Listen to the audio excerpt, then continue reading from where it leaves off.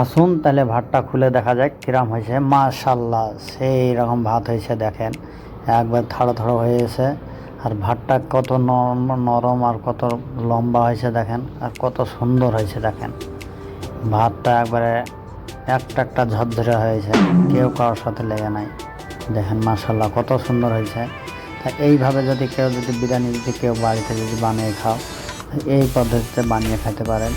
দুটো তিনটো চারটো যটা লোকের বানাবেন এই তরিকাতে বানালে অনেক সুন্দর। দেখেন মাশাল্লাহ খেয়ে দেখি এখন কিরম হয়েছে টেস্ট। তাই এখন এবার প্লেটে বাড়া হলো, এবার সবই করা হয়েছে। এবার চলে আসবে সালাদা, দেখেন চলে এলো সালাদা, শসা, তারপর পেঁয়াজ, তারপরে চলে এসছে টমেটো। দেখেন এবার খাওয়া হবে, দেখে খেয়ে একবার টেস্ট করা যায় কীরকম হয়েছে। তো দেখা যায় মুরগিটা দেখেন কত সুন্দর হয়েছে মাশাল্লাহ। দেখেন একটা ভাত একটা কারোর সাথে তাহলে বিরিয়ানি পাকাটা শিখে নেই। ভিডিওটা ভালো লাগে, পেঁয়াজটা ভেজে নিচ্ছি। দেখেন পেঁয়াজটা ভাজতেছি, পেঁয়াজটা ভেজে লাল করে নেবো। তা এখন দেখেন পেঁয়াজটা ভাজছি, তারপরে কি করা যায়। তো বিরিয়ানিটা যদি ভালো লাগে একটা সাবস্ক্রাইব করবেন, একটা লাইক করবেন, আর ফেসবুকে দেখলে ফলো করে রাখবেন। আর কার ভালো লাগছে কমেন্টে জানাবেন। তা আসুন মুরগি দেখেন এখন মশলা মাখিয়ে রাখছি, মুরগিটা এখন 20 মিনিট রাখা আছে। তারপরে দেখেন চাউল ভিজে রাখছি, চাউলটা ভিজা হয়ে দেখেন আমার পেঁয়াজ ভাজা চলে আসে, দেখেন কিরম লাল হয়ে আছে। সঙ্গে বাদাম দেওয়া আছে, বাদাম কিশমিশ দিলে স্বাদটা একটু পরিমাণ বেশি হয়, তার জন্য দেওয়া আছে। তা দেখেন পেঁয়াজটা কত সুন্দর লাল হয়ে গেছে আর কত সুন্দর লাগছে। দেখেন একটু ঠান্ডা হলে আরও সুন্দর লাগবো, মচমচা হব। গরম মশলা পানি দিয়ে দেবো, 3 টুকরা দারচিনি, কটা গোলমরিচ, কটা লং, কটা এলাচ, পানিতে দিলেন, পানিতে খুলবে। পানি দিয়ে মাত্র কালারটা চেঞ্জ হয়ে গেল, সিদ্ধ হলে আর একটা কালার চেঞ্জ হবে। তাহলে একটু সিদ্ধ করে দিই। ভিজানো চালটা এবার আমি দিয়ে দেবো, ভিজে আবার সাদা হয়ে গেছে।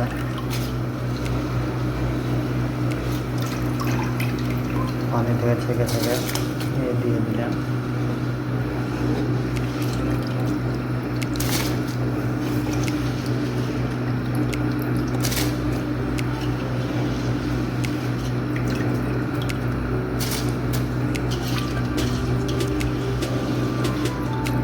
দেখেন 1/2 কিলো মুরগি দিচ্ছি। কটা পেঁয়াজ ভাজা দিয়ে দেবো,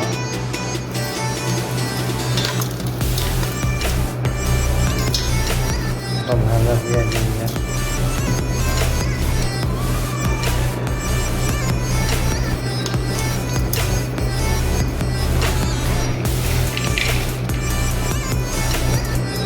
ভাজা কটা দিয়ে নাচতে দিয়ে দিলাম। বলদ দিচ্ছে কত বড় চলে গেছে, লম্বা হয়ে চলে গেছে ভাত। প্রিয় ঝরঝরা ভাত হয়ে যায়, কেউ কারোর সাথে লেগে থাকবে না। যেখানে আমার ভাতটা হয়ে গেছে, এইভাবে যখন হয়ে যাবে, দুভাগ যখন হয়ে যাবে এইভাবে দিয়ে দেবেন ছেঁকে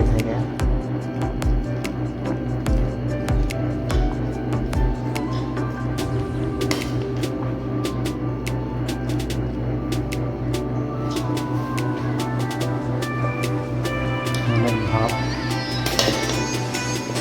এখানে আমার 1 লেয়ার দেওয়া হয়েছে, কটা পেঁয়াজ ভাজা ছিল সেখানে দিলাম, কোনো ধনিয়া পাতা পেঁয়াজটা দেওয়া হয়েছে।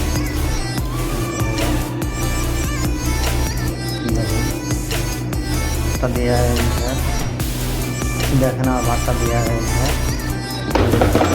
বাকি সেটা দিয়ে দেবো। পরিমাণ মতন পানি দিতে, দেখেন গরম পানি, ভাত থাকতে একটু দিয়েছে, তারপর ওই নিচে দেখতে পাওয়া যায়। ওই পান্টুনে হয়ে যাবে ভাজা। যে পেঁয়াজ কটা ভাজা আছে সে কটা দিয়ে দেবো ভাতের উপরে।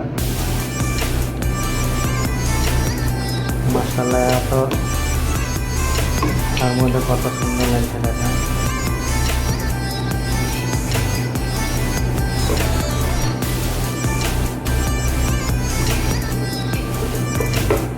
অনেক সুন্দর লাগছে।